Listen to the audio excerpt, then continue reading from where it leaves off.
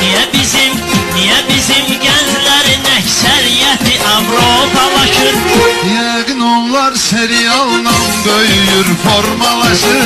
Yəqin onlar serialla böyüyür, formalaşır.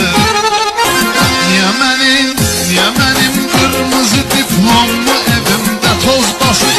Niyə mənim qırmızı diplomlu evimdə toz basır? 100 diplomun olunca bir dayın olsun ay kasıb. 100 diplomun olunca bir dayın olsun ay kasıb. Niye bizim futbolumuz inkişaf etmir hələ də?